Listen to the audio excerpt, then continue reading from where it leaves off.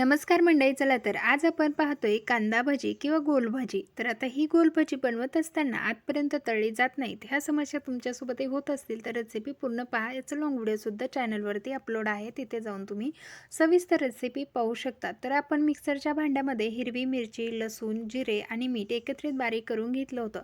2 cup बेसन पीठ घेतलं, बनवून घेतलेला मिरचीचा ठेचा यामध्ये घातला, भरपूर सारा कांदा, थोडीशी हळद, ओवा आणि कोथिंबीर कट करून यामध्ये घातली आणि आपल्याला 2 कप पिठासाठी पाऊण कप इतकं पाणी लागलेलं आहे.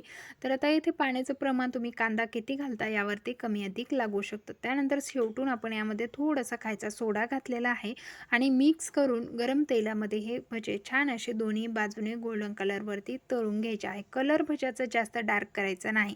त्यानंतर शेवटीला आपण यामध्ये मिरच्यासुद्धा तळून घेतल्या. मिरची भजे खायला खरंच खूप छान लागतात पावसाळ्याच्या दिवसामध्ये. रेसिपी आवडली असल्यास व्हिडिओला लाईक, शेअर आणि सबस्क्राईब.